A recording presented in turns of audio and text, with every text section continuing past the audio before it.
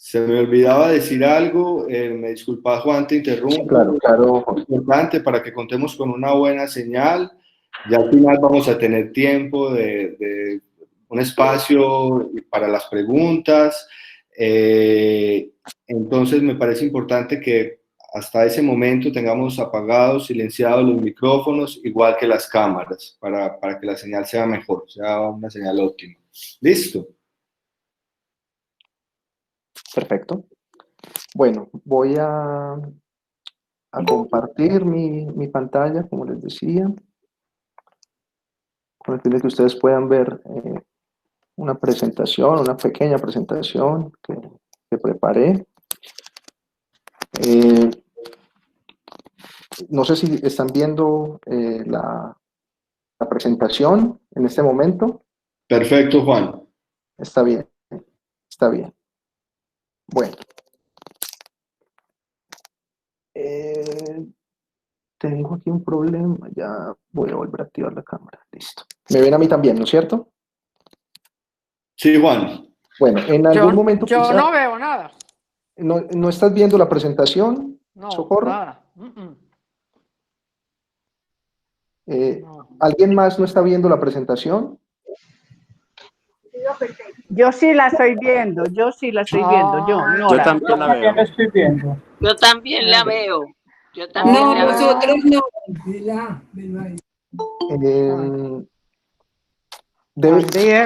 Quizás si se fijan en las opciones de la barra lateral, en las personas que se encuentran presentes, ahí van a encontrar tanto mi nombre como mi nombre asociado a la presentación de la pantalla. Tendrían que darle clic ahí Sí. No, yo le doy el clip y no, nada. En la pantalla compartida. Ay, qué guay. Socorro, dale clic no a Juan Diego, sino a la flechita que hay encima de Juan Diego. Él tiene dos cajitas de diálogo. Sí, hay videos, sí, hay otra, esa, ahí le di. Ay, Alonso, tan querido tú, le di a la flechita. No, ¿Ya? no me da, no. Ay, a ver. No, Jorge, no me da. ¿por qué no le colaboras a Socorro? Sí, estoy pensando, Socorro, estás en un computador. No, estoy en la tableta donde veo todo, donde acabo de salir de otra cosa de la tertulia. Perfecto. Yo no tuve que hacer nada, para mí ya Si me quieres, había Juan, si quieres, Socorro, que Juan empiece, yo tengo que estar aquí. Sí, empiecen que yo me comunico. Sí, a ver. Está bien. Ya te llamo. Listo. Entonces, Jorge, ¿vos procedes a silenciar los micrófonos? Sí. Por favor. Sí. Perfecto. Bueno. Vamos entonces a... no, les decía, en algún momento quizás si se corta la comunicación, que bueno, he tenido algunos inconvenientes con la conexión de internet el día de hoy, lo que haré para solucionar o para solventar el impasse será apagar la cámara. Para que simplemente se vea la presentación. Ya veo, Juan Diego, perfecto, ya. Europa en Socorro. crisis, la literatura, sí. Perfecto, Socorro. Está bien. Bueno, la idea es que durante la próxima hora y cuarto, hagamos una suerte de recorrido, un acercamiento panorámico a algunas producciones literarias, temáticas y autores de la primera mitad, o mejor, de los primeros años del siglo XX, con el fin de explicitar algunos de los vínculos existentes entre la producción literaria, específicamente la producción literaria europea de la época, y las transformaciones que en todo sentido sufría la Europa del momento. La Europa de las primeras décadas del siglo XX sufrió una serie de transformaciones que repercutieron o atravesaron diversos ámbitos de la existencia social. De un lado, esas transformaciones estuvieron claramente vinculadas con el desarrollo y generalización de múltiples adelantos técnicos y científicos, potentes máquinas, generalización o universalización de la energía eléctrica dentro del mundo social, nuevos medios de comunicación y transporte cada vez más acelerados, comenzaban a inundar las grandes ciudades europeas.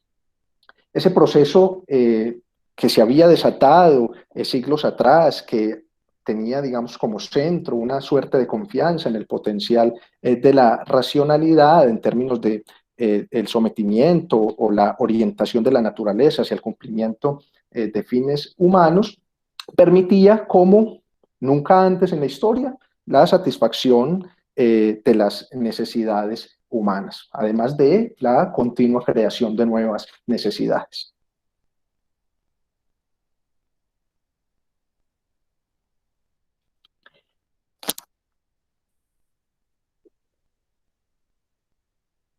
Y se va a hacer, digámoslo así, mucho más, va a tener unos efectos mucho más amplificados a partir de la revolución industrial. ¿Sí? Sí, se había ido por un segundo, pero ya, Jorge, yo creo que ya está bien. Dale, continúa, perdón. a desactivar la cámara, por si acaso. Me parece. ¿Está Creo bien? que es mejor. Muchas Sí, para gracias. que no se vaya a cortar. Igual, cualquier cosa, por favor, me lo hace saber si no se está escuchando bien. Estoy aquí con el celular y si Listo, te escribo. perfecto, perfecto. Como les decía, estos avances habían incrementado la confianza en las gestas de la racionalidad ilustrada y el desarrollo técnico-científico, elementos que resultaban centrales a una narrativa que asumía el despliegue de la historia en términos de una progresión, que finalmente permitiría consumar el señorío de los seres humanos frente a la naturaleza exterior. A estos adelantos técnicos y científicos se sumaba una firme confianza en el mejoramiento moral de la humanidad, que supuestamente iría aparejado al mejoramiento o al avance técnico científico. De otro lado, desde el punto de vista del mundo urbano, de lo que sucedía internamente dentro de la vida cotidiana europea, tenemos que las ciudades europeas habían transformado sus fisionomías, habían alterado sus espacios, tecnificado sus comunicaciones, diversificado sus actividades y complejizado sus dinámicas, consolidándose como modelos, como arquetipos de la civilización. Desde el punto de vista externo, la presencia europea también se había multiplicado en el globo a partir de una serie de procesos de colonización que se habían iniciado desde la segunda mitad del siglo XIX y que se venían desarrollando de una forma avasalladora sin que pudieran ser contenidos. La expansión política de Europa a África y Asia aseguraba el crecimiento de los mercados externos, así como la disponibilidad de mano de obra y recursos naturales, augurando una suerte de futuro, por lo menos en términos materiales, bastante próspero. En términos culturales, igualmente, las artes habían alcanzado importantes desarrollos. Al comienzo del siglo XX, en este comienzo del siglo XX, vamos a encontrar la aparición de múltiples vanguardias en la pintura, la literatura, la música, entre las que contamos, por ejemplo, el fauvismo, el cubismo, el futurismo, el expresionismo. A estas artes, además, se sumaba también el naciente arte cinematográfico que comenzaba sus primeras exploraciones de una serie de parcelas que... Hay un ruido horrible, hay un ruido. Sí, hola, hola. ¿Cómo me escuchan ahora? Ay, sí, está bien. ¿Está mejor ahora? Sí. Está bien, está bien. Bueno, vuelve y sale. Vuelve y aparece el ruido. Bueno, en este momento no. Está bien, está bien. Vamos a ver Gracias. si se mantiene. Gracias, Socorro. Bueno, como les decía, el cine se sumaba a estas artes, digamos, más clásicas, más tradicionales, permitiendo la exploración de otras dimensiones de la realidad que difícilmente podían ser expresadas o exploradas por otro tipo de arte. En términos generales, entonces, lo que tenemos es una expectativa bastante positiva, bastante afirmativa en términos de lo que estaba ofreciéndole al mundo europeo la modernidad. Símbolo de esta época de esplendor, de esta época de grandeza, fueron durante la época las denominadas exposiciones universales. Aquí justamente en esta diapositiva vemos la exposición universal de París, que tuvo lugar en el año 1900, en donde justamente se presentaban los grandes avances de la modernidad en todos los ámbitos. Se dice que a esta exposición universal asistieron cerca de 50 millones en cerca de 7, 8 meses que tuvo de duración.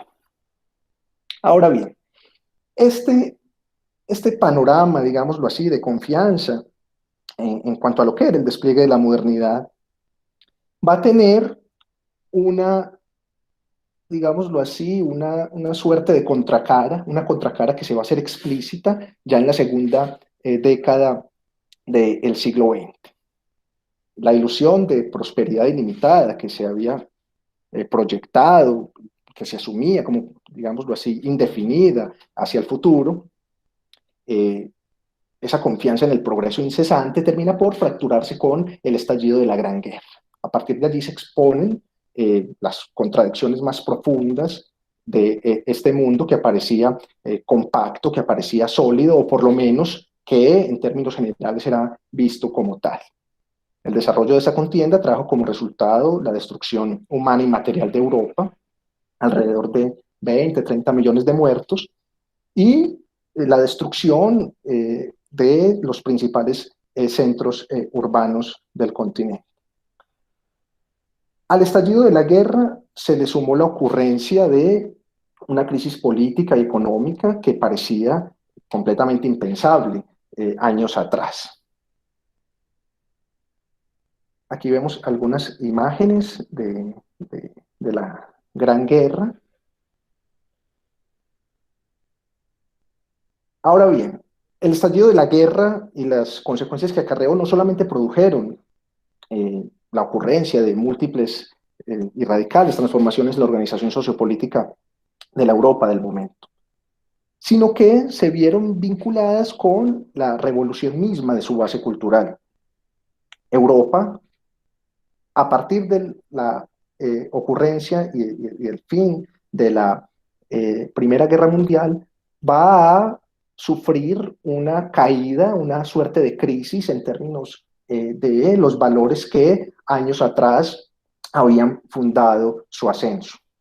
El impacto producido por la Gran Guerra había significado una suerte de culmen, una suerte de cima de procesos que anunciaban el declive de todos estos valores que habían fundado lo que podríamos denominar, o lo que se denominó después la Belle Époque.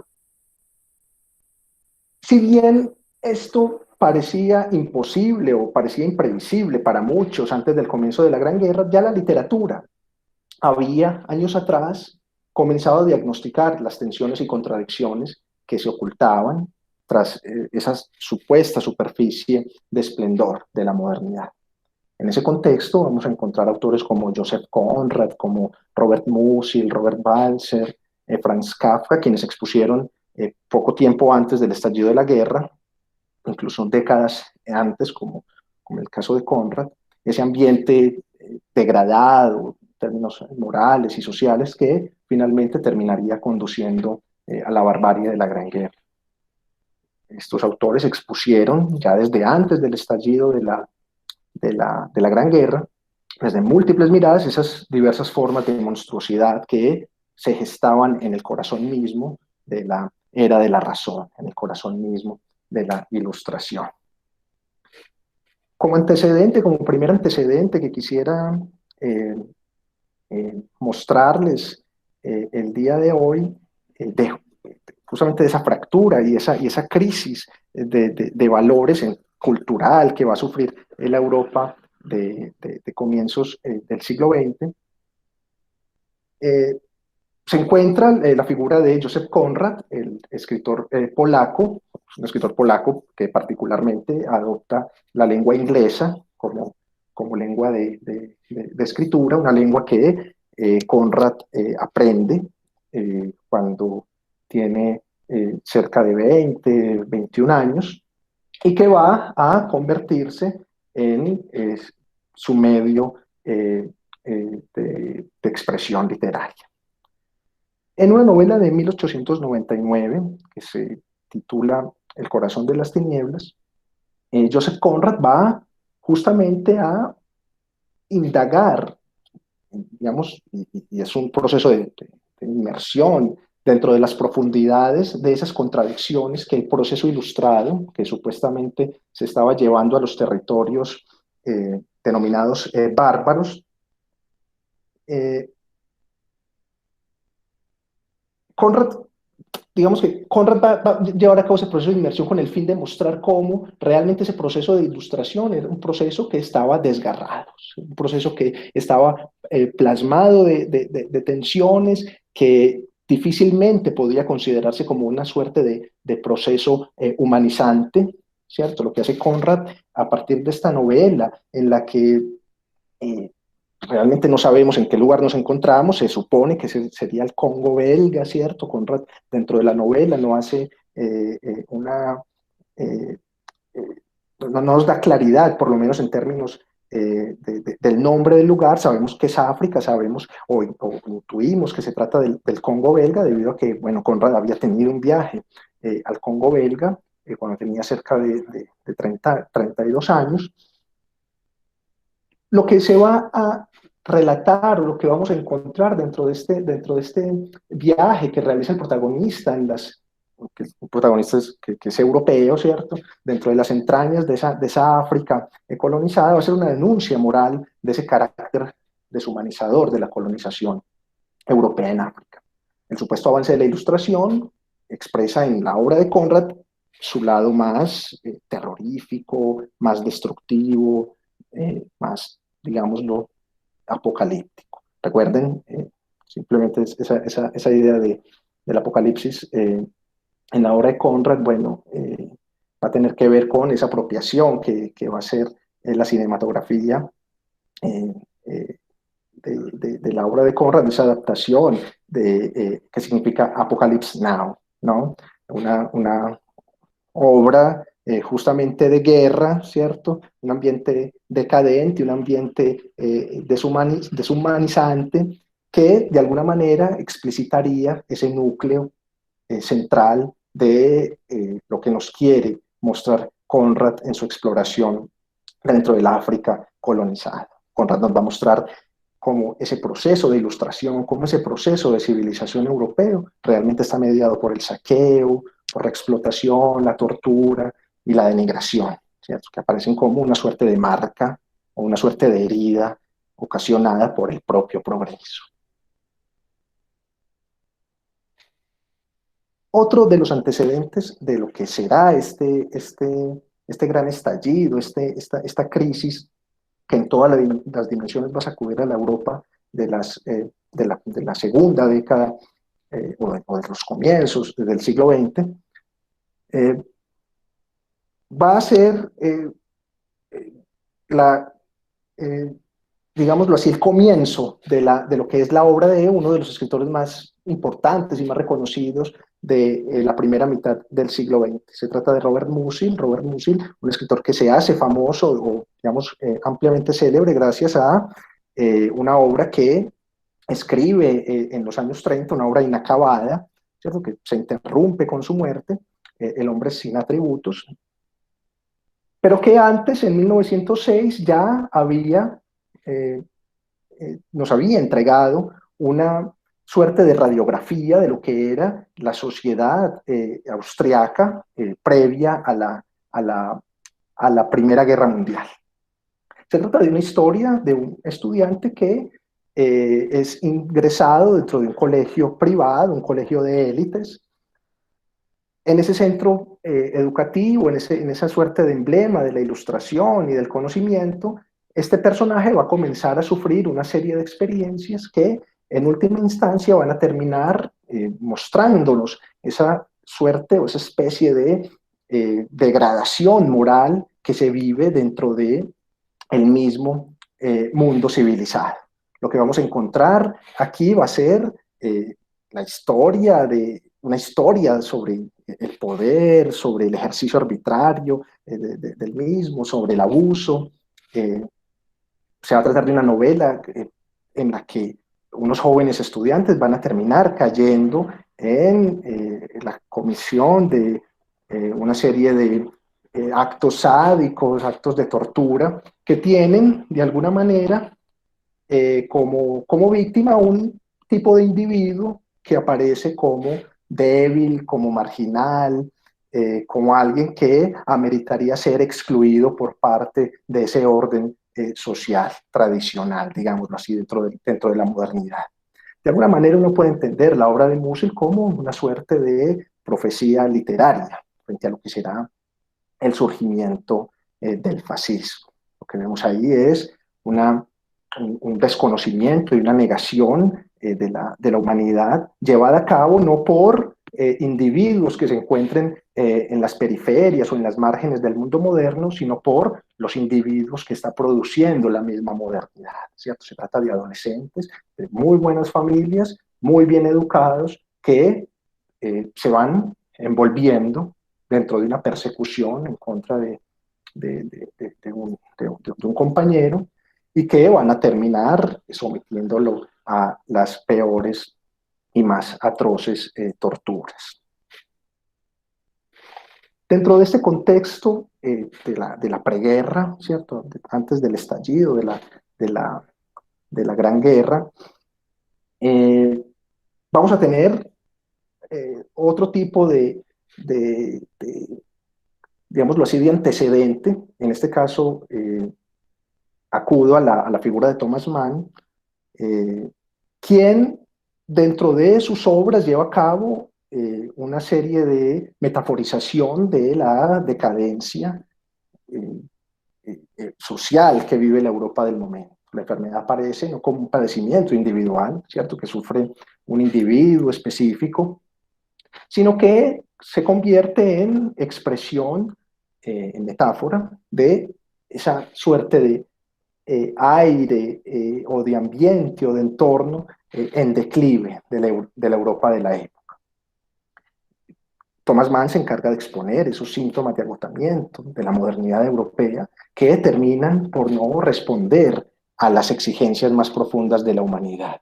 Lo que vamos a ver es que justamente Mann sitúa a sus personajes dentro de contextos que podrían ser, digámoslo así, arquetipos del mundo civilizado moderno, y que a pesar de encontrarse dentro de esos contextos, digámoslo así, de la normalidad, terminan por sufrir una serie de patologías, ¿cierto? Terminan cayendo enfermos debido justamente a esa imposibilidad que tienen de realizarse dentro de ese mundo. Esos protagonistas se van a comenzar a distanciar de manera voluntaria y consciente frente a ese mundo ordenado, intentando buscar una salida, aunque siempre de formas confusas.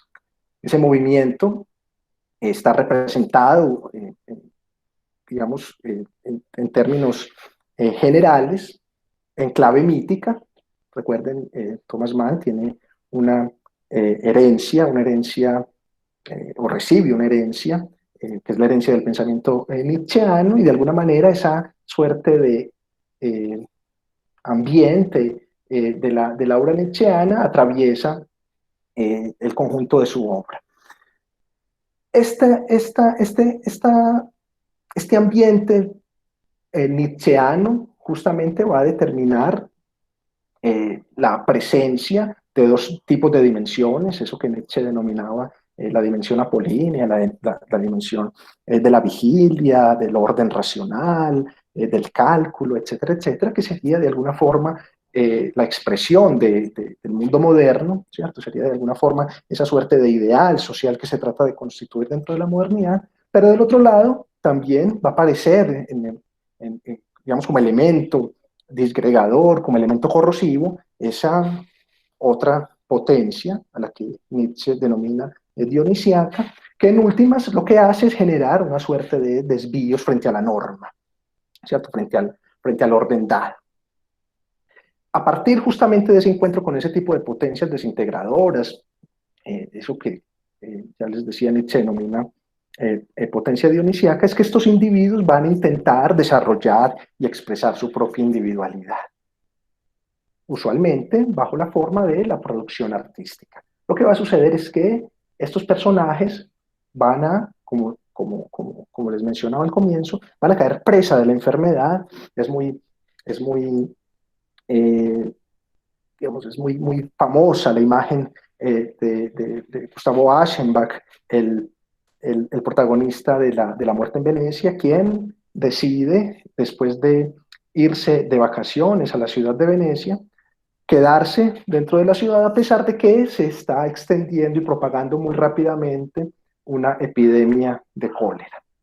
Aschenbach decide quedarse dentro de ese mundo, un individuo racional, un artista completamente comprometido con su trabajo, decide quedarse dentro de la ciudad de Venecia, justamente debido al influjo de esa potencia dionisiaca que está marcada por la presencia de una suerte de efebo, de un joven, un adolescente, que se convierte en objeto de atracción erótica.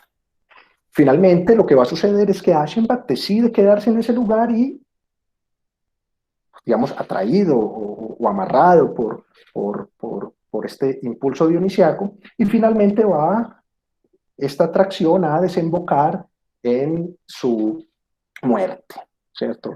Aschenbach se va a contagiar, se va a infectar del cólera y va a terminar muriendo delante del mar observando a Tazio, ¿cierto? A este joven, a este feo que tanto lo atraía. Otro de los antecedentes a los que yo me quería referir dentro de lo que fue esta suerte de augurio por parte de la literatura frente a lo que estaba sucediendo en esa Europa en desintegración de comienzos del siglo XX, esa Europa que parecía no estarse desintegrando, pero que finalmente termina desintegrándose con el estallido de la Primera Guerra, es Franz Kafka. Franz Kafka va en sus obras a presentarnos una suerte de universos en los cuales el orden y la coherencia realmente no tienen lugar. Lo que vamos a ver en la obra de Kafka va a ser la presencia de la desesperación, el absurdo, el sinsentido que viven los individuos modernos, que son presa de procesos de alienación que en última instancia los terminan mostrando como desprovistos de todo tipo de agencia, ¿cierto? En ese mundo en el que los individuos se creen completamente libres, completamente autónomos, que deciden qué es lo que están llevando a cabo cotidianamente, Kafka va a incorporar un elemento alienante, un elemento heterónomo, un elemento externo, que en última instancia parece ser el que lleva a cabo un control sobre las acciones individuales. Los individuos de las obras de Kafka van a ser individuos que se encuentran, digamos, extraviados dentro del universo social. Realmente los ambientes, que usualmente son ambientes familiares, van a ser presentados siempre como ambientes absolutamente ajenos, como ambientes absolutamente extraños, situaciones cotidianas, situaciones corrientes que parecen estar, digámoslo así, por fuera de todo tipo de extrañeza, o van a aparecer como situaciones, como personajes, digamos, ambiguos, que no permiten de ninguna manera aprenderse en términos de intencionalidades, etcétera, etcétera. Lo que vamos a ver es que estos personajes van a estar sumidos dentro de contextos sociales en los que parecen estar obrando a partir de fuerzas anónimas, fuerzas abstractas, cuyas motivaciones no pueden ser conocidas de ninguna manera por parte de los personajes, ¿cierto? Vemos, por ejemplo, el caso de Gregorio Sams en La Metamorfosis, un personaje un comerciante, ¿cierto? Viajero, que un día se despierta para ir a trabajar, para irse de viaje de negocios, y resulta que cuando abre los ojos, se da cuenta que, intenta pararse, se da cuenta que está convertido en un insecto. A partir de ahí, lo que se va a dar es un proceso mediado por el extrañamiento y por la exclusión y la marginalización que sufre el personaje una vez entra en contacto con su familia, una familia que en principio está preocupada porque Gregorio no va a trabajar, luego aparece el jefe, ¿cierto? El jefe de Gregorio, que está preocupado porque Gregorio no fue a trabajar, y a partir de ahí, a partir de ese primer momento de sorpresa, lo que se va dando es una especie de enrarecimiento que va a terminar desembocando en la pura y radical exclusión de Gregorio, ¿cierto? Gregorio ya no solamente va a tener el cuerpo de un insecto, ya no solamente se va a ver convertido en términos fisiológicos en un insecto, sino que en términos sociales va a aparecer como un insecto. En términos sociales se va a convertir en un personaje que no merece estar dentro del mundo racional, dentro del mundo ordenado. En Kafka vamos a encontrar este tipo de juegos, ¿cierto? Digamos, no se trata propiamente de una literatura fantástica, la literatura de Kafka es más una suerte de radiografía de la realidad expresada de manera alegórica. En Kafka vamos a encontrar muchas suertes digamos, de disfraces que prefiguran muchas cosas que realmente no eran muy evidentes para las personas de la época. Kafka tiene una mirada aguda en términos, y una sensibilidad muy aguda en términos de esas contradicciones eh, subrepticias, de esas contradicciones ocultas que no pueden ser aprehendidas por el común de las personas. Incluso uno podría llegar a pensar que dentro de estas obras de Kafka, por ejemplo, en la colonia penitenciaria y ya en la metamorfosis misma encontramos elementos, se presenta una suerte de prognosis, una suerte de proyección hacia futuro en términos de lo que será la dictadura fascista, ¿cierto? Kafka nos entrega muchos detalles, muchos elementos que precisamente van a expresarnos esas futuras encarnaciones que tendrán los soldados nazis encerrando y aniquilando a millones de personas.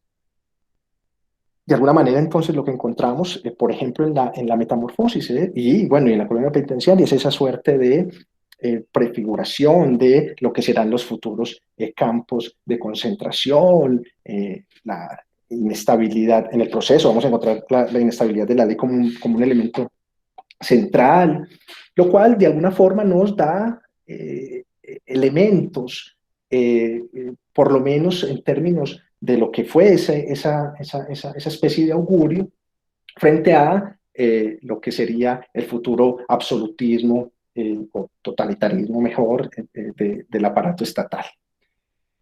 Estos personajes kafkianos van a ser justamente, por lo menos los protagonistas de sus obras, van a ser justamente las futuras víctimas de lo que será la barbarie fascista, de lo que será la barbarie nacional socialista. Simplemente como comentario, bueno, se sabe que las tres hermanas de Kafka, por ejemplo, perecieron en los campos de concentración, eso no es un dato menor.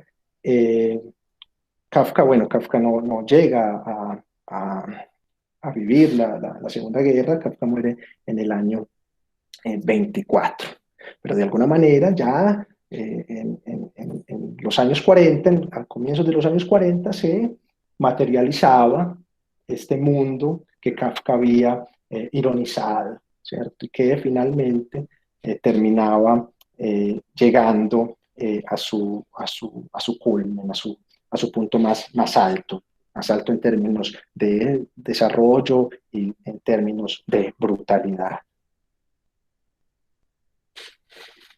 Ahora bien, una vez mencionados algunos de estos antecedentes, y simplemente quería situar un nombre más dentro de este listado, bueno, para tener en cuenta, simplemente por cuestiones de tiempo, no había forma de abordarlo, es la figura de Robert Walser, ¿no? Robert Walser, que va a ser uno de estos antecedentes importantes dentro de lo que fue la posterior obra de Kafka, y de otro de los autores que vamos a mencionar más adelante, Joseph Roth.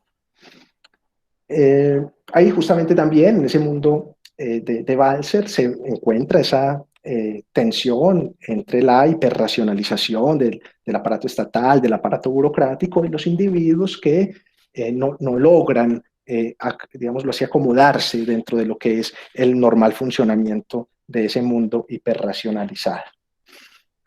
A partir ya del estallido de la guerra y en adelante, la literatura va a comenzar a sumergirse en las heridas y cicatrices más profundas, las heridas tanto materiales como morales, provocadas por esa experiencia terrible, esa experiencia inhumana que había sido la Primera Guerra Mundial.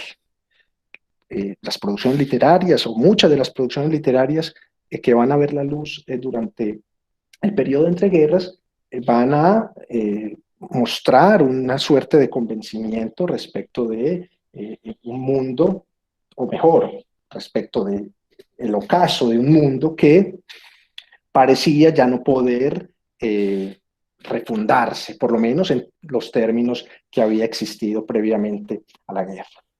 Esa crítica frente a la experiencia de la guerra, frente a ese ocaso de ese mundo que ya aparecía como completamente fragmentado y como imposible de reconstruir, estaba acompañado también de una profunda incertidumbre frente a lo que era el futuro. De alguna manera, la Europa del momento se encuentra, digámoslo así, entregada a un proceso de desmoralización colectivo bastante profundo que se va a radicalizar o se va a agravar con el paso de los años y que va a tener una serie de consecuencias que se van a expresar en términos políticos. Finalmente, por lo menos en el caso de Alemania, sabemos ese declive moral, ese caos que se está viviendo, esa pérdida completa del horizonte, esa pérdida completa del norte, va a terminar desembocando en el advenimiento y en el ascenso del nacionalsocialismo. Dentro de las obras que van a producirse durante el periodo de entreguerras, dentro de esas obras vamos a encontrar una serie de relatos, una serie de experiencias frente a estas atrocidades que se habían visto en la Gran Guerra. Va a haber acercamientos absolutamente crudos, absolutamente despiadados, que van a dar cuenta de lo implacable, de lo denigrante y de lo inhumano que había sido la guerra mundial. Dentro de una serie de autores, entre los que se cuentan, por ejemplo, Ernest Hemingway o Carl Junger, tenemos a uno de los principales escritores y relatores de lo que fue la Gran Guerra, uno de los más importantes escritores franceses del siglo XX. Estoy hablando de Ferdinand Céline, Louis Ferdinand Céline, quien en Viaje al fin de la noche va a llevar a cabo una suerte de radiografía moral bastante explícita o frente a lo que fue la barbarie de la guerra. Céline, dentro de su obra, una obra del año 32, va a relatarnos una serie de experiencias, muchas de ellas ficcionales, pero muchas de ellas, digámoslo así, obtenidas de la propia experiencia. Céline fue a la guerra, fue partícipe de la guerra, así que tenía imágenes vivenciales de lo que era esta barbarie. Céline, dentro de Viaje al fin de la noche, nos va a presentar justamente a un personaje que termina involucrado en la guerra de una manera accidental a partir de una broma que estaba llevando a cabo con un amigo. Y a partir de ahí, lo que vamos a ver es una pérdida del carácter romántico, del carácter plausible, de esa suerte de aura que recubría a la guerra, y nos vamos a encontrar frente a las imágenes más atroces, y más sanguinarias que podamos imaginarnos. Céline nos va a presentar a este personaje que está en medio de los tiroteos, que ve cómo se asesinan miles y miles de soldados a medida que pasan los meses. Y este personaje se va a preguntar continuamente por las razones de la guerra, ¿cierto? Este personaje no entiende el nacionalismo, realmente él no sabe por qué tiene que asesinar a unos jóvenes alemanes que él mismo dice eran sus amigos de juego durante la infancia, ¿cierto? Porque tengo que matar a un alemán si los alemanes no me han hecho nada, para expresar este personaje. Dentro de ese sinsentido de la guerra, este personaje va a comenzar a maquinar las formas de escapar de esta situación, explora diversas alternativas y a medida que va desarrollándose la trama, vamos encontrando una serie de elementos que van a profundizar esa suerte de sinsentido radical de la confrontación bélica. El personaje central de la novela va a empezar a imaginar, va a empezar a fantasear frente a la posible y la necesidad incluso de aniquilar a sus superiores frente a los que siente un completo desprecio, ¿cierto?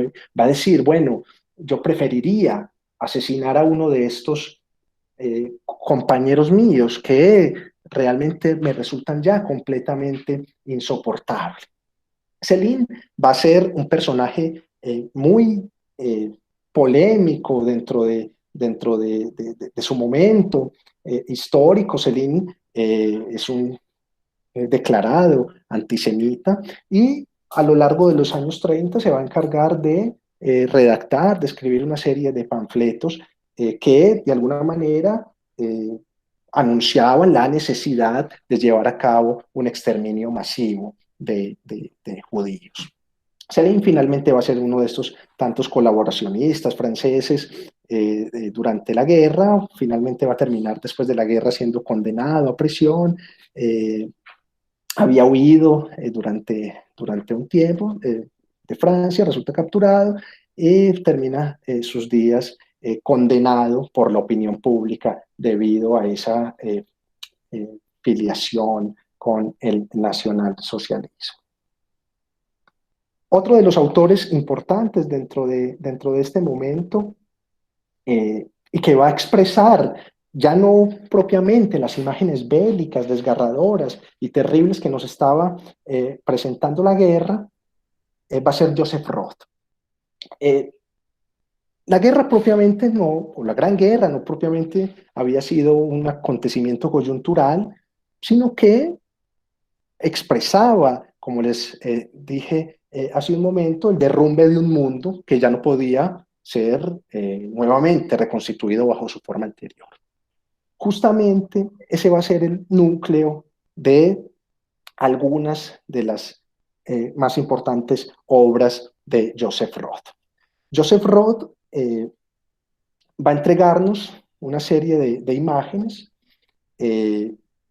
Aquí elegí simplemente 3 obras porque son 3 obras, digámoslo así, que marcan ciertas temporalidades dentro de lo que fue el antes, el durante y el después de la guerra.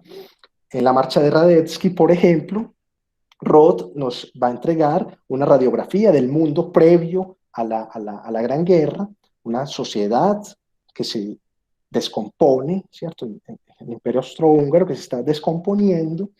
Luego, en el Hotel Savoy nos va a entregar una imagen metafórica, digamos, de lo que fue ese momento posterior a la finalización de la guerra, ese mundo que ya era un mundo habitado por sombras, por fantasmas que terminan deambulando sin rumbo fijo, ¿cierto? Una gran cantidad de seres que llegan del frente oriental y que realmente no saben para dónde van, que tratan de llegar a sus lugares de origen, a los lugares de los que partieron para la guerra, pero que se sabe simplemente están condenados a deambular sin ningún tipo de horizonte, digamos, en términos de realización individual. Finalmente, en Job, que va a ser una de sus más importantes novelas, lo que nos va a entregar Joseph Roth es una imagen de lo que primero es la descomposición producida por la guerra y luego lo que aparece como un mensaje de esperanza. Lo que va a aparecer en Job va a ser la historia de una familia judía que vive en Rusia, que termina emigrando a los Estados Unidos. Sin embargo, va a haber algo particular, y es que Roth nos va a mostrar que a pesar de que en Estados Unidos de la posguerra, de la primera posguerra, que a pesar de que ese Estados Unidos está, digámoslo así, viviendo un momento de plenitud material, un momento de plenitud económica que la hace atractiva para una gran cantidad de inmigrantes y de personas que están huyendo justamente de la barbarie de la guerra.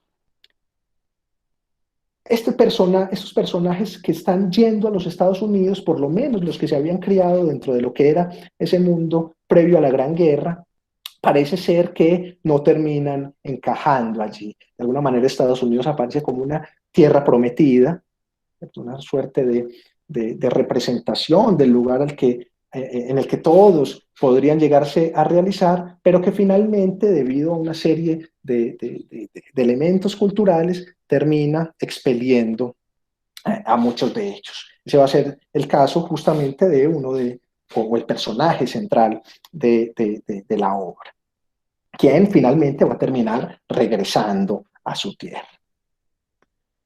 Otro de los personajes importantes dentro de lo que fue la literatura de entreguerras, y que me interesa mucho traerlo a colación justamente porque expresa el clima moral, el clima anímico que se está viviendo en el momento, es Fernando Pessoa.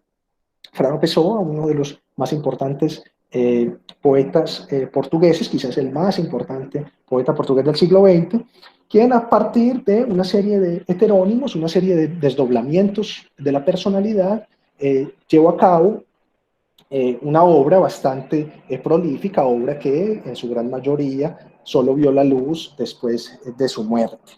Yo quería leerles tres fragmentos de una de las obras más importantes de Pessoa. Es una obra escrita por uno de sus heterónomos, estos desdoblamientos de personalidad de los que les hablaba hace un momento. Este heterónomo se llama Bernardo Soares, y escribe un libro que se titula El libro del desasosiego. Me interesa mucho que miremos estos tres fragmentos porque justamente dan cuenta de esa especie de pérdida del fundamento dentro de lo que fue la existencia social europea de la primera posguerra, ¿cierto? Esa suerte de vacío en la que terminó sumiéndose el continente europeo. Nos dice Bernardo Soares, este heterónimo de Pessoa: he nacido en un tiempo en que la mayoría de los jóvenes habían perdido la creencia en Dios, por la misma razón que sus mayores la habían tenido, sin saber por qué. Y entonces, porque el espíritu humano tiende naturalmente a criticar, porque siente y no porque piensa, la mayoría de los jóvenes ha escogido a la humanidad como sucedáneo de Dios. Pertenezco, sin embargo, a esa especie de hombres que están siempre al margen de aquello a lo que pertenecen. No ven solo la multitud de la que son, sino también los grandes espacios que hay al lado. Por eso no he abandonado a Dios tan ampliamente como ellos, ni he aceptado nunca la humanidad. He considerado que Dios, siendo improbable, podría ser, pudiendo, pues, ser adorado, pero que la humanidad, siendo una mera idea biológica y no significando más que la especie animal humana, no era más digna de adoración que cualquier otra especie animal. Este culto de la humanidad, con sus ritos de libertad e igualdad, me ha parecido siempre una resurrección de los cultos antiguos, en que los animales eran como dioses o los dioses tenían cabezas de animales. Así, no sabiendo creer en Dios y no pudiendo creer en una suma de animales, me he quedado, como otros de la orilla de las gentes, en esa distancia de todo lo que comúnmente se llama la decadencia. La decadencia es la pérdida total de la inconsciencia, porque la inconsciencia es el fundamento de la vida. El corazón, si pudiese pensar, se pararía. En otro de los fragmentos, Bernardo Soares nos va a decir: cuando nació la generación a la que pertenezco, encontró al mundo desprovisto de apoyos para quien tuviera cerebro y al mismo tiempo corazón. El trabajo destructivo de las generaciones anteriores había hecho que el mundo para el que nacimos no tuviese seguridad en el orden religioso, apoyo que ofrecernos en el orden moral, tranquilidad que darnos en el orden político. Nacimos ya en plena angustia metafísica, en plena angustia moral, en pleno desasosiego político. Finalmente, les quería compartir este último fragmento. Nos quedamos, pues, cada uno entregado a sí mismo en la desolación de sentirse vivir. Un barco parece ser un objeto cuyo fin es navegar, pero su fin no es navegar, sino llegar a un puerto. Nosotros nos encontramos navegando sin la idea del puerto al que deberíamos acogernos. Reproducimos así, en la especie de dolorosa, la fórmula aventurera de los argonautas. Navegar es preciso, vivir no es preciso. Sin ilusiones, vivimos apenas del sueño, que es la ilusión de quien no puede tener ilusiones. Viviendo de nosotros mismos, nos disminuimos porque el hombre completo es el hombre que se ignora. Sin fe no tenemos esperanza y sin esperanza no tenemos propiamente vida. No teniendo una idea del futuro, tampoco tenemos una idea de hoy, porque el hoy para el hombre de acción no es sino un prólogo del futuro. La energía para luchar nació muerta con nosotros, porque nosotros nacimos sin el entusiasmo de la lucha. Lo que vemos aquí es una declaración que nos muestra, como les decía hace un momento, ese vacío en términos morales, que se termina traduciendo en desesperanza, en desilusión frente al futuro, una pérdida radical de la esperanza frente a la ocurrencia de un futuro mejor, de un futuro de plenitud, como el que justamente había prometido la modernidad, que aparecía, digámoslo así, carente de todo fundamento luego de la explosión de la Gran Guerra. Quiero continuar con otro autor importante dentro del momento histórico, dentro de la literatura de entreguerras, especialmente por una obra particular, Berlin Alexanderplatz, una novela de 1929 escrita por Alfred Doblin, en la que justamente vamos a encontrar estos elementos de declive moral, estos elementos de decaimiento cultural, de esta suerte de crisis de los valores que se estaba viviendo dentro de la Europa del momento, pero que, digámoslo así, no va propiamente a reducirse al ámbito individual, ¿cierto? No se trata propiamente de un individuo, el que vamos a encontrar aquí, que está tratando de interpretar ese desasosiego que está experimentando, como ocurre con Pessoa, con Bernardo Soares en los fragmentos que les acabo de leer, sino que por el contrario, ese declive, ese decaimiento moral va a terminar adquiriendo una coloración claramente política. Lo que vamos a ver dentro de el relato de Doblin va a ser, bueno, en términos formales, y eso es algo de lo que hablaré en un momento, una ruptura con el carácter tradicional de lo que es el héroe y con la estructura cronológica del relato. Además, vamos a encontrar dentro de esta novela una serie de nuevas formas experimentales de narración que ya se habían desarrollado años antes. De eso ya vamos a hablar. En un momento, frente a un tema que tiene que ver propiamente con lo que se denominó el modernismo. Dentro de la novela de Doblin vamos a encontrar el uso de monólogos interiores, diversos puntos de vista, diversas perspectivas, diversos niveles narrativos, que nos van a entregar una suerte de collage, una suerte de mezcla, que terminan presentándonos justamente ese carácter político que en última instancia adquiere el declive moral en la Alemania de la época. Además de lo interesante que tiene la obra de Dowling en términos formales, el contenido justamente va a ser, va a dar cuenta o nos va a expresar cómo a partir de ese entorno, a partir de ese mundo oscurecido, de ese mundo enrarecido, de ese mundo de desfigurados que habían regresado de la guerra, se va a empezar a gestar, digámoslo así, el embrión de lo que luego va a ser el ascenso nacionalsocialista. Estamos en el año 1929, Dowling escribe la novela en el 28, el Partido Nacional Socialista es un partido completamente minoritario. Sin embargo, Dowling tiene una sensibilidad muy peculiar y es capaz de ponernos delante de un contexto histórico en el que su personaje comienza a involucrarse, un personaje que, bueno, es importante decirlo, es un personaje que sale de prisión después de haber sido condenado y cumplir su condena por asesinar a su pareja. Este personaje, a partir de ese cumplimiento de condena, lo que va a tratar de hacer es, digámoslo así, redimirse, ¿cierto? Va a intentar transformarse, convertirse en un nuevo hombre, pero a medida que ese personaje va avanzando y va encontrándose con personas y en situaciones específicas, se va dando cuenta, va teniendo conciencia de que no podrá salir de ese inframundo en el que se ha hundido.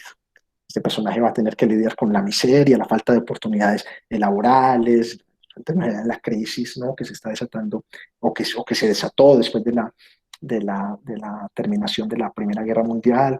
Va a tener que lidiar con el crimen, va a caer nuevamente en el crimen y se va a enrolar en el Partido Nacional Socialista, como les decía, un partido completamente minoritario, pero que Dowling ya, de alguna manera, gracias a una suerte de sensibilidad peculiar, logra situar dentro de un nivel central frente a lo que es la Alemania de la época. Durante esa lucha por sobrevivir de este personaje contra viento y marea, pues finalmente la vida parece darle una recompensa que no espera, una recompensa insospechada, pero esa felicidad se va a revelar como no duradera. En la novela, simplemente para cerrar con Dowling, en la novela de Dowling, bueno, vamos a encontrar este personaje, Franz Biberkopf, inmerso ya dentro de una serie de tensiones políticas que, como les dije hace un momento, van a ser el germen para lo que luego va a ser el ascenso, la toma del poder propiamente por parte del Partido Nacional Socialista. Vamos a ver escenas fuertes de antisemitismo, de marginalidad, de exclusión, peleas violentas en contra de colectivos comunistas, etcétera, etcétera, ¿cierto? Justamente dando cuenta de esa caldera que era la Alemania del momento, en donde múltiples fuerzas estaban en una tensión que va a terminar resolviéndose con la llegada del nazismo al poder. Bueno, eso simplemente que les acabo de mencionar tiene que ver con una serie de temáticas, una serie de contenidos, una serie de elementos que ya desde antes de la guerra prefiguraban lo que iba a ser la crisis desatada o esa crisis que iba a explotar con la Gran Guerra. También algunas imágenes frente a lo que había sido esa guerra, lo terrorífica que había sido, y luego algunas imágenes en términos temáticos y contenidos frente a lo que habían sido las consecuencias, las heridas y las fracturas que sufría la Europa de la época. Sin embargo, es importante anotar que en este momento no simplemente nos encontramos delante de una crisis material, dentro de una crisis moral, dentro de una crisis cultural, sino que también vamos a encontrar una serie de elementos que van a desatar una suerte de crisis epistemológica dentro de dentro de la Europa del momento, dentro de la modernidad en términos generales, que en última instancia terminaban por poner en jaque ese pensamiento positivo decimonónico que había reinado hasta el comienzo de la guerra. Lo que vamos a encontrar es que ese quiebre epistemológico, un quiebre epistemológico que está definido muy en términos generales por la presencia o por la ocurrencia de una serie de descubrimientos y de revoluciones en el ámbito científico. Estoy hablando, por ejemplo, de los trabajos que en psicología lleva a cabo William James, que en términos de lenguaje lleva a cabo Peirce, que ponían en jaque la idea de la conciencia acabada, esa especie de presupuesto que tenía el positivismo y que tenía la racionalidad ilustrada, a partir del cual pretendía alcanzar un conocimiento pleno del mundo. Justamente James y Peirce van a mostrar que la conciencia, digámoslo así, no es propiamente una unidad, no es una especie de monolito que pueda acercarse de manera neutral y objetiva a la realidad, sino que es una especie de configuración fluida. Lo que vemos en la conciencia son aprehensiones o formas de contacto con la realidad siempre parciales, ¿cierto? Siempre son estímulos que nos llegan a los sentidos y que convertimos o que son procesados por nuestra conciencia, entregándonos una imagen siempre inacabada del mundo. La conciencia entonces no podría, es decir, la racionalidad, la ciencia, no podría en última instancia dar cuenta a plenitud del mundo objetivo. Incluso podría afirmarse, ese mundo objetivo aparece como algo ambiguo, de lo que ya no se puede estar tan plenamente seguro, debido a que la experiencia que tenemos en términos de la conciencia frente al mundo es una experiencia que siempre es móvil, que siempre es cambiante, está segmentada y que depende justamente del lugar relativo que ocupa cada individuo, ¿cierto? Cada individuo tiene experiencias diferenciales respecto del mundo. Además, frente a estos avances, vamos a encontrar los avances que ya estaba llevando a cabo desde finales del 19 Freud, ¿cierto? Que había introducido el problema del inconsciente en términos de lo que es la comprensión del yo. El yo aparece como una suerte de manifestación externa siempre de una serie de procesos que se están desarrollando de forma conflictiva en el interior del sujeto, ¿cierto? De alguna manera, lo que está planteando Freud es que esa supuesta autarquía del sujeto, ese supuesto control que tiene el sujeto frente a sí mismo, es un control aparente. Realmente lo que determina nuestro accionar, lo que determina nuestras decisiones, lo que determina finalmente nuestros deseos, se encuentra en unos niveles, digámoslo así, ocultos frente al ojo cotidiano, ¿cierto? Realmente es el inconsciente el que termina orientándonos en ciertas direcciones a la hora de decidir X o Y cosa. Además de eso, también encontramos una serie de concepciones filosóficas frente a elementos que se consideraban que resultaban completamente objetivos. Por ejemplo, en el caso del tiempo, vamos a tener por lo menos hasta este momento histórico, hasta el estallido de la Primera Guerra, una concepción dominante frente a la supuesta linealidad que tiene el tiempo. El tiempo aparece como una línea, ¿cierto? Proyectada siempre hacia futuro, una línea homogénea, abstracta, ¿cierto? O en la cual nos situamos nosotros, ¿cierto? A partir de nuestras conductas, generando líneas de secuencialidad. Lo que va a suceder es que, y aquí estoy refiriéndome a Henri Bergson, uno de los principales filósofos vitalistas franceses de comienzos del siglo XX, esa idea del tiempo lineal, del tiempo homogéneo, del tiempo continuo, va a ser puesta radicalmente en cuestión. Bergson va a hablarnos de una temporalidad que no obedece propiamente al tiempo de los relojes, al tiempo del cronómetro, que va a estar vinculada con la temporalidad de la conciencia.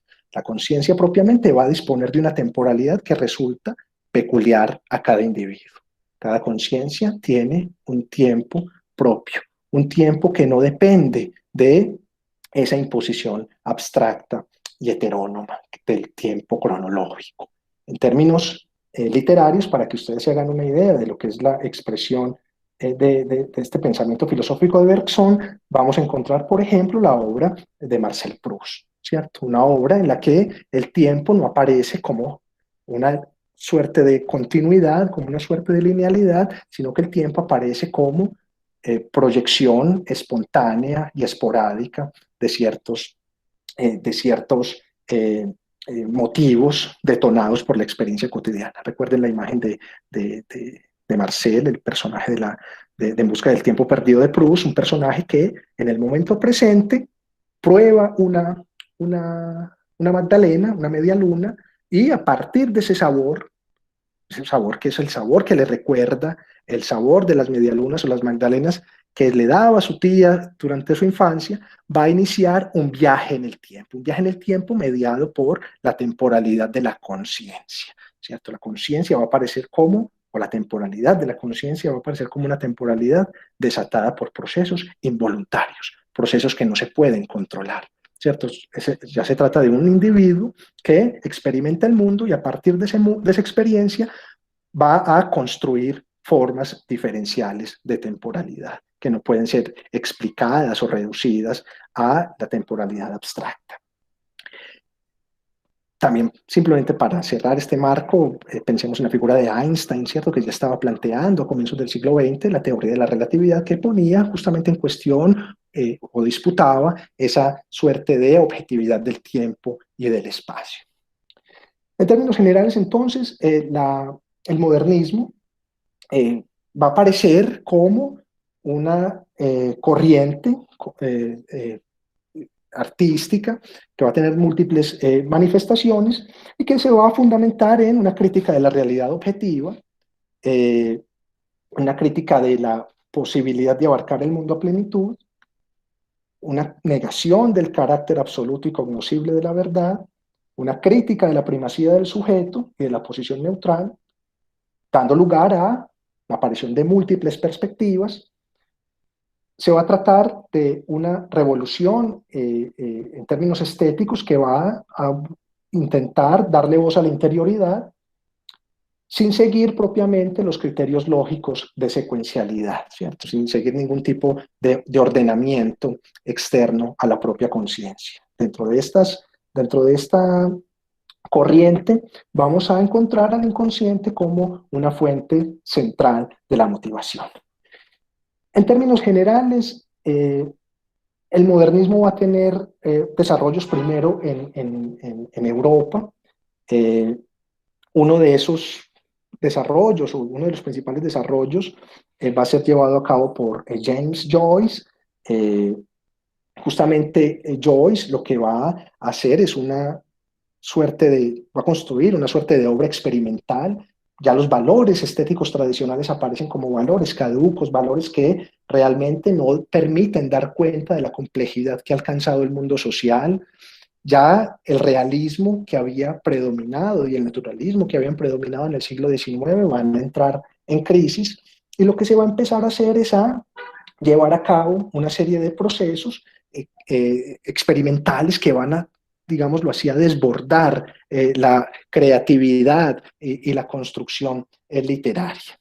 Lo que vamos a ver no va a ser un intento de reflejar la realidad en el arte, sino que lo que se va a tratar es de expresar el reflejo, o mejor, tratar de mostrar a través del arte el reflejo del mundo dentro de la conciencia.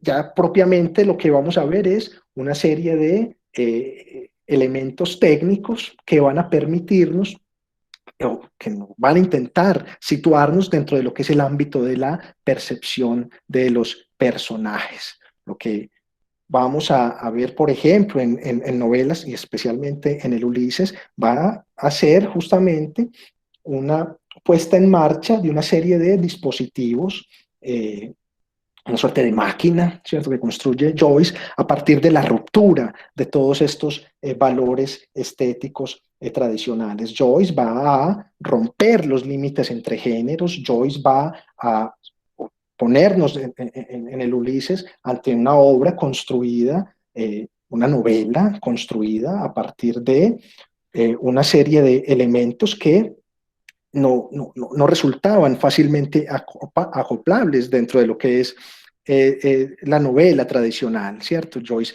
va a acudir a elementos del drama, ¿cierto? Dentro de uno de sus capítulos va a aparecer una obra de teatro.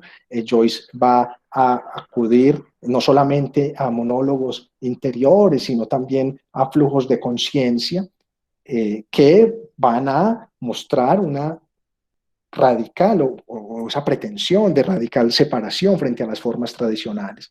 Justamente el flujo de conciencia va a ser la expresión estética, la expresión artística de,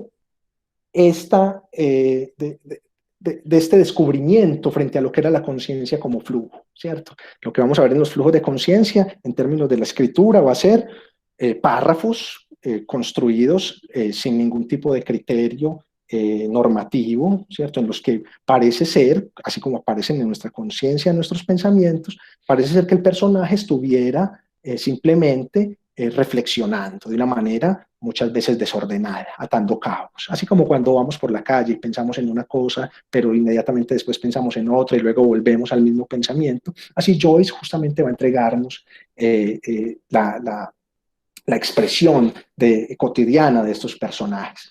En el uso del flujo de conciencia, Joyce, por ejemplo, no utiliza los signos de puntuación, ¿cierto? Que aparecen como ajenos justamente a la percepción. Cuando nosotros pensamos internamente, realmente no utilizamos ningún tipo de segmentación mediada por signos de puntuación, ¿cierto? Simplemente pensamos, hay un flujo de palabras. Bueno, justamente esto es lo que va a entregarnos Joyce.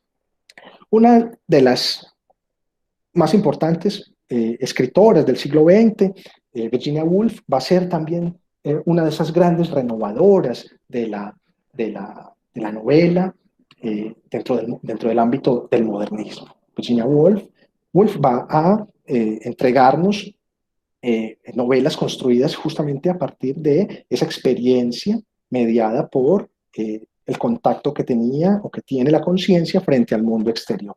Vamos a encontrar una serie de rupturas de los hilos narrativos y una renuncia a toda pretensión de representar la realidad de una forma completamente acabada. Vamos a ver cómo sus obras se configuran como una suerte de artificios, de acoplamientos, ¿cierto? Pequeños acoplamientos que lo que hacen es sumar múltiples impresiones que en última instancia no terminan construyendo una unidad, ¿cierto? Lo que vemos es fragmento, siempre fragmento. La conciencia constatando el mundo a su alrededor de una manera inacabada. Una sensación, un sonido, un color, un rayo de luz, una piedra que está molestando en el pie, etcétera, etcétera, van a ser los elementos que van a configurar las situaciones de las novelas de Woolf. Frente a esta idea, esta suerte de fragmentariedad que impone la conciencia frente a la experiencia del mundo, justamente Virginia Woolf nos dice en uno de sus ensayos: examinemos por un instante un cerebro normal en un día cualquiera. La mente percibe miríadas de impresiones triviales, fantásticas, ya efímeras, ya grabadas con la precisión del acero. Ellas surgen de todas partes, en un incesante espectáculo de innumerables átomos. Y a medida que caen, a medida que adquieren, formen la vida del lunes o del martes, el acento cae diferente al de antaño. El momento de importancia ocurrió aquí y no allá. De modo que si el escritor fuera un hombre libre y no un esclavo, si pudiera escribir lo que desea y no lo que debe, si pudiera basar su obra en su propio sentimiento y no en convencionalismos, no habría trama, ni comedia, ni tragedia, ni interés amoroso, ni catástrofe en el estilo establecido. Bueno, simplemente para cerrar, para concluir,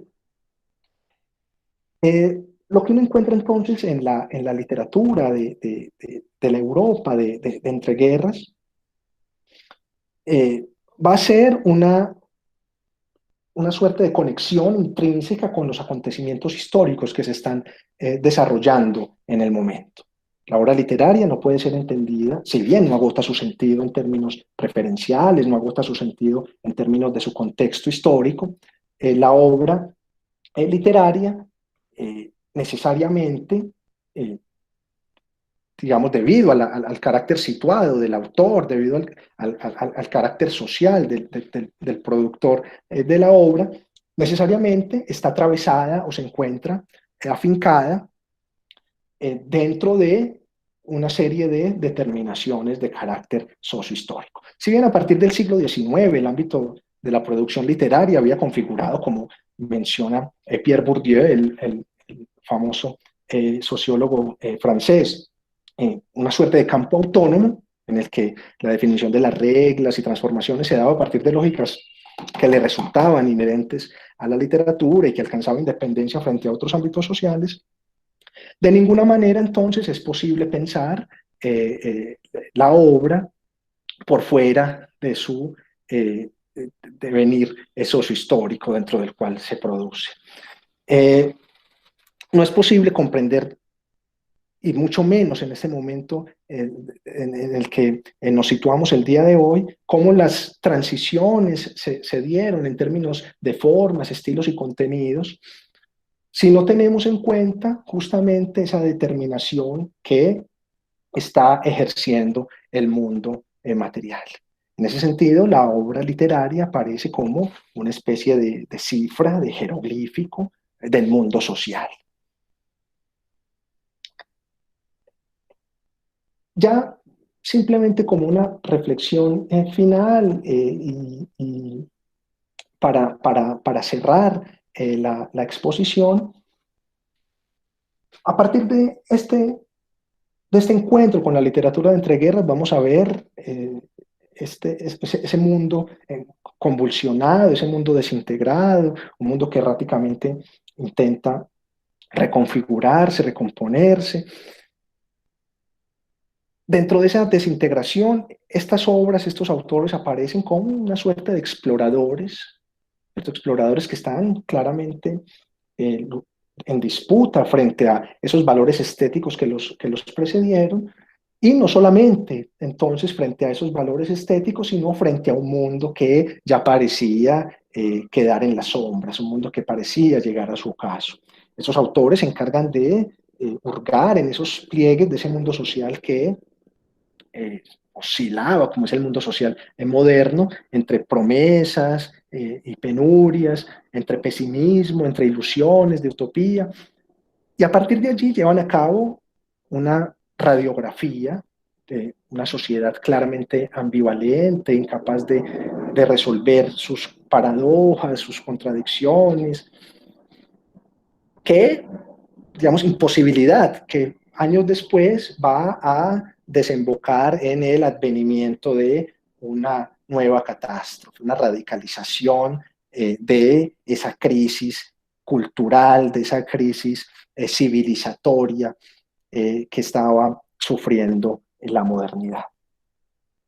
Antes de pasar a un momento de preguntas, Jorge nos va a decir algunas palabras acerca de lo que es el contexto de estos cursos que se están llevando a cabo en Yurupari, y que precisamente tienen por objetivo indagar en esas conexiones que se presentan entre el mundo literario y el mundo histórico. Juan, muchas gracias. Sí, como lo anunciaba al principio y como lo comentan en este momento Juan, pues para este caso, para esta conferencia, escogimos digamos, una temporalidad muy precisa, una literatura muy ubicable también espacialmente. Yo creo que Juan, ya en un tremendo esfuerzo de síntesis, dio cuenta, pues, a manera de abrebocas de obras y autores, pues, capitales, no solo de la literatura de la primera mitad del siglo XX, sino que llegan con plena vigencia a nuestro momento. La idea con el seminario que va a dictar Juan, un seminario de 4 sesiones, que se va a dictar en este horario, desde el próximo martes, es hacer un recorrido mucho más amplio, ¿sí? si ustedes me permiten, brevemente, simplemente para anunciar los títulos de las sesiones.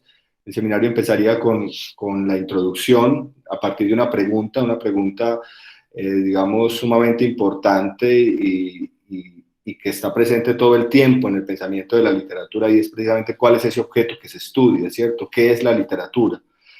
En un segundo momento, en una segunda sesión, el tema será el nacimiento de la literatura moderna. Ya digamos, esto que nos presenta hoy es un poco como un resultado de esa literatura moderna.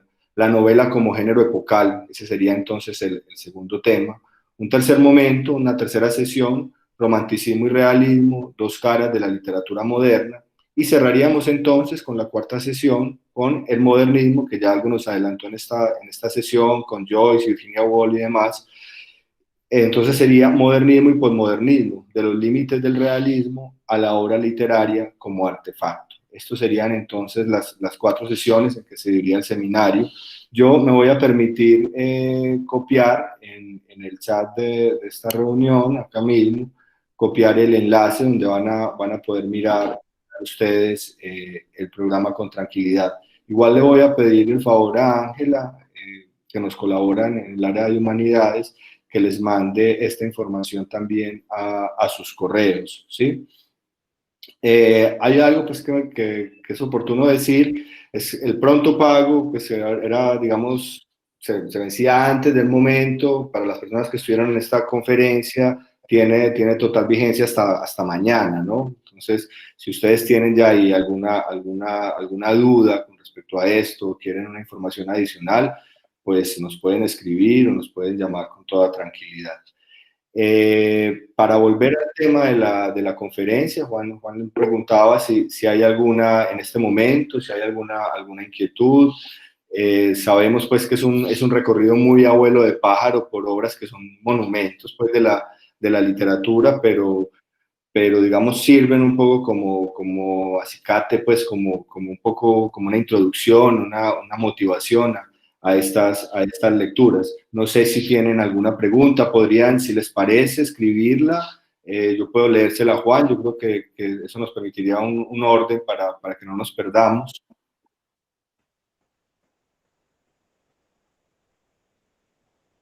Sí, me preguntan que si es cada 8 días el seminario. Sí, todos los martes, los próximos 4 martes, empezando desde el martes que viene, en este mismo horario. Serían 4 semanas el seminario.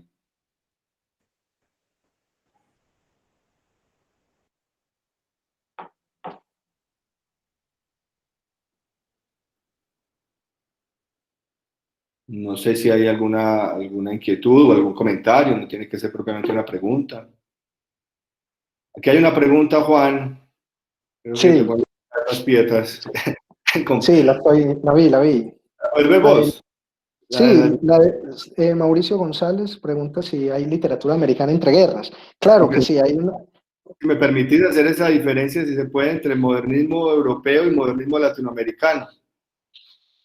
Bueno, es muy importante la pregunta, porque justamente una de las derivas que va a tomar el modernismo va a tener, digámoslo así, uno de sus principales puntos de anclaje en los Estados Unidos. Estados Unidos, recordemos, sale con un rostro muy distinto de lo que fue frente a lo que fue la Primera Guerra Mundial. Estados Unidos está en un momento de bonanza, es un momento de expansión, digámoslo así, es un momento en el que lo que vamos a encontrar es una época, digamos, de esplendor material, que va a ser ampliamente retratado dentro de la literatura de los años 20.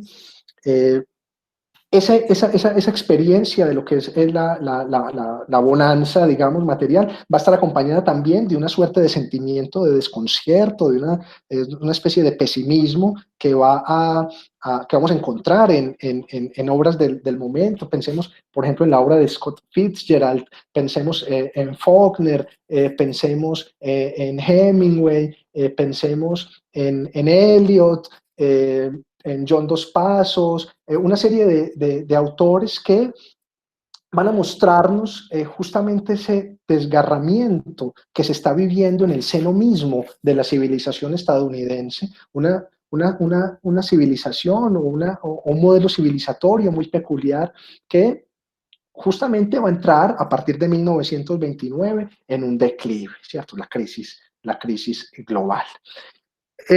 Dentro de lo que fue el desarrollo del modernismo en los Estados Unidos, por lo menos en términos de nombres, citamos algunos de estos autores que se denominan miembros o que se denominaron miembros o que fueron mejor denominados miembros de la generación perdida, una generación que había tenido contacto con la guerra, que había visto o tenido una experiencia directa y vívida de lo que era la guerra, y que se va a encargar justamente de entregarnos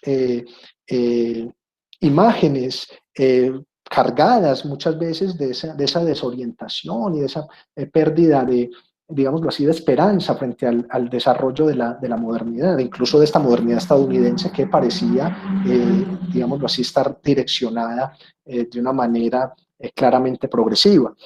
Entre esos autores podemos contar, como mencionaba hace un momento, autores como William Faulkner, una literatura del sur de los Estados Unidos, en la que claramente se van a expresar elementos de barbarie situados dentro del mismo mundo, dentro de la misma civilización estadounidense, ¿cierto? Digamos, mostrando justamente esas desgarraduras, mostrando ese carácter denigrante que podía alcanzar el despliegue del proceso modernizador.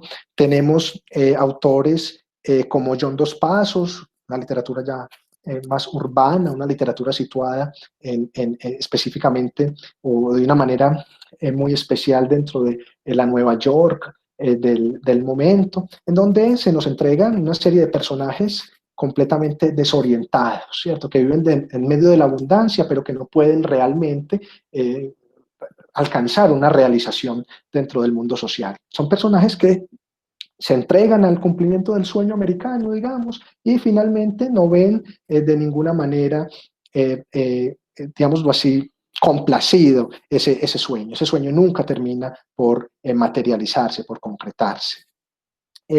Bueno, no podría extender mucho más, pero bueno, sí, hay una literatura entonces de entreguerras. Vamos a encontrar otros personajes como Hemingway, por ejemplo, que va a ser uno de los grandes, de los más importantes escritores del momento. Vamos a encontrar, como les decía hace un momento, a Eliot, que va a ser uno de los principales poetas y que justamente va a situarse a T.S. Eliot, que se va a situar en el centro, digamos, de ese ambiente pesimista, de ese ambiente, como lo dice él, baldío, ¿cierto? En uno de sus poemas más importantes, The Wasteland, la tierra baldía, o The Hollow Men, los hombres vacíos, ¿cierto? En donde nos expresa ese carácter contradictorio que vive el individuo moderno dentro de los Estados Unidos. Que hay una última pregunta, Juan, si te parece. Te pregunta por este fenómeno en Latinoamérica. Pregunta Joana López. Bueno, en términos de lo que es digamos, la producción latinoamericana, dentro de este momento histórico, claramente no vamos a tener, digamos, la presencia de la guerra, ¿cierto? Digamos que en el contexto latinoamericano lo que vamos a estar viviendo en este momento es una suerte de transición que nos lleva de lo que fue el desarrollo del modernismo en el siglo XIX, que, digamos, es diferenciable de lo que es el modernismo europeo, es un fenómeno completamente diferente. Dentro de ese contexto literario de los años 20 o de los años 30, ya vamos a empezar a ver una serie de digamos, personajes centrales dentro de lo que ya fue esa transición hacia lo que luego sería el boom latinoamericano. Vamos a tener, por ejemplo, los primeros momentos de Alejo Carpentier, quien ya en los años 30 estaba empezando a publicar. Vamos a tener los primeros trabajos de Borges, un Borges muy joven. Vamos a tener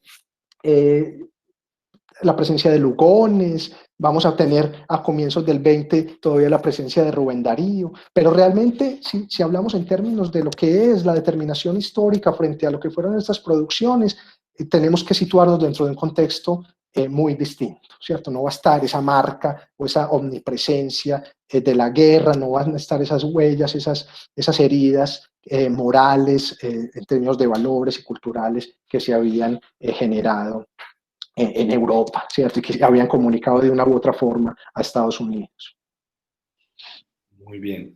Bueno, yo quiero agradecer pues a Juan muy especialmente por haber estado con nosotros y a ustedes por acompañarnos este rato. Como les comenté, les llega al correo pues la información que ya hemos tenido oportunidad de enviar en otra ocasión, pero igual mañana les volvemos a enviar los enlaces y donde pueden encontrar información sobre el curso. Muy bien, gracias a ustedes. Bueno, muchísimas gracias a todos por la presencia. A ti, Juan Diego. Lo disfrutamos muchísimo. Me alegra muchísimo, me alegra muchísimo. Diego, nos vemos. Yo me voy para tu curso. Bueno, nos veremos entonces en 8 días, Socorro. Claro, Gracias, mil Juan gracias. Diego. Muy buen aperitivo. Gracias, hasta luego. Alonso, nos vemos el sábado. Sí, Soco, claro que sí. Bueno, un abrazo. Buenas noches, descansen. Chao, chao. Gracias. Chao, Juan. Chao, chao.